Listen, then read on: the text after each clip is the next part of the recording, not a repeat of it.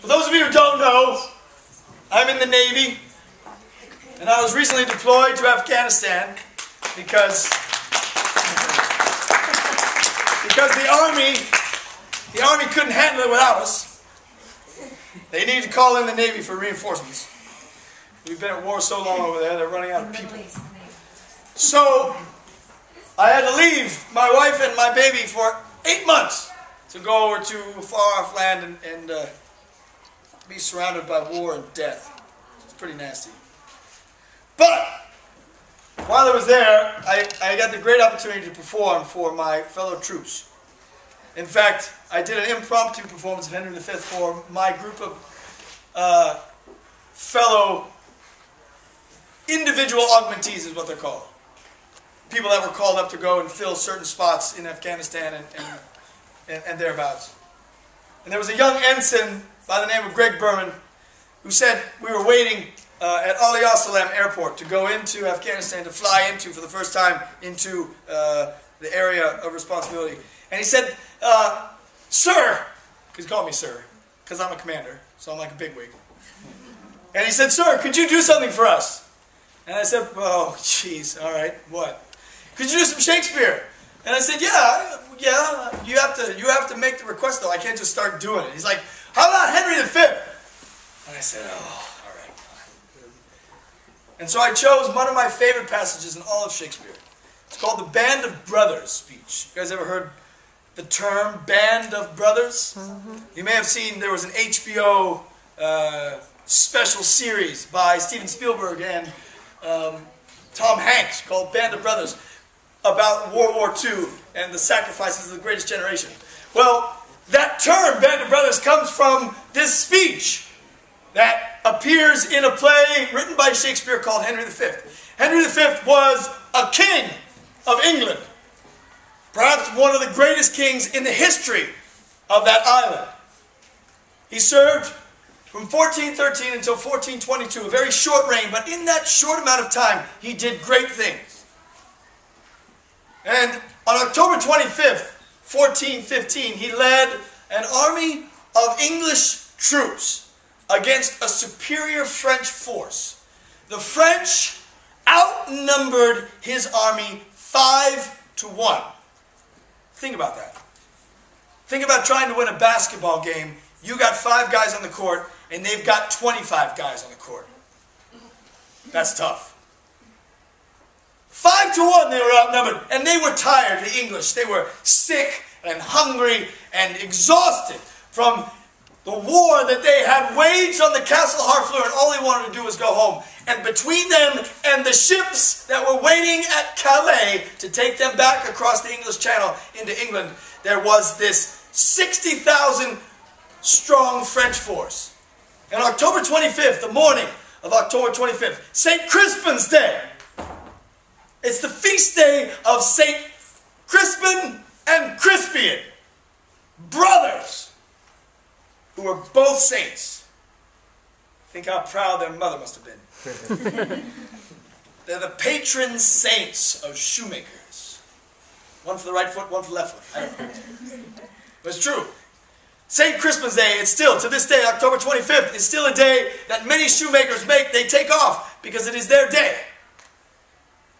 So the Crispin's Day speech, he comes out as his soldiers, his lords, his brothers, his cousins are looking out across the battlefield, and this is old school war, so they can literally look not farther than a football field away and see the French who are like doing jumping jacks. They're like, oh, ha, ha, like doing practice, like, I'm going to kill some English today. I'm going to have them. I'm going to eat them for dinner. Very strange French. And they're like, oh man, we're going to get our butts handed to us today. We're going to get creamed. We're going to get massacred. There ain't no way we can win. And they said if we just had one more guy from England, one more guy who was here with us now instead of sitting at home in his bark lounger watching Deal or No Deal. If he was here, we would have a better chance to defeat the French. And Henry emerges from his tent. And he says, what's he that wishes so? And he looks all around, and everyone's eyes. No, my friends. If we are marked to die, we are enough to do our country loss. And if to live, the fewer men, the greater share of honor. God's will, I pray thee, wish not one man more. By Jove, I am not covetous for gold, nor care I who to feed upon my cost. It yearns me not if men my garments wear. Such outward things dwell not in my desires. But if it be a sin to covet honor, I am the most offending soul alive. No, I faith, wish not a man from England God's peace. I would not lose so great an honor as one man more methinks would share from me. For the best hope I have, oh, do not wish one more. Rather proclaim it through my host, that he which hath no stomach to this fight, let him depart. His passport shall be made, and crowns for convoy put into his purse. We would not die in that man's company that fears his fellowship to die with us. This day is called the Feast of Crispian.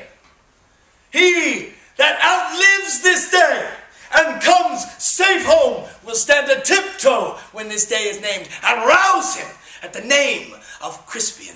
He that shall see this day and live old age will yearly on the vigil feast his neighbors and say, tomorrow is St. Crispin's.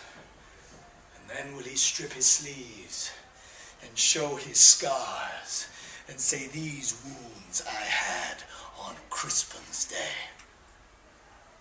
Old men forget, yet all shall be forgot, yet he'll remember with advantages what feats he did that day.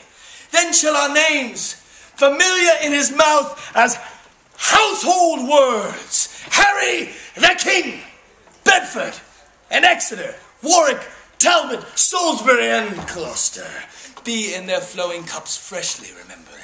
This story shall the good man teach his son, and Crispian shall ne'er go by from this day to the ending of the world, but we in it shall be remembered. We few, we happy few, we band of brothers. For he today that sheds his blood with me shall be my brother. Be he ne'er so vile, this day shall gentle his condition. And gentlemen in England now abed shall think themselves accursed they were not here, and hold their manhoods cheap, whiles any speaks that fought with us upon St. Crispin's day. And they scream. And they go into battle, and they win. Now, some people will tell you, the historians amongst you, will tell you that Henry and his men won that day because of something called the longbow, which the French had not quite mastered as of yet. Use the longbow. I do not see why we need the longbow. I like my little one. Look. But the archers would stand back and they would just hail. They would hail arrows down upon the cavalry, and the horses would run everywhere, and things would just get crazy. But I tend to believe that they won that day because Henry made them believe in something greater than themselves. Each other.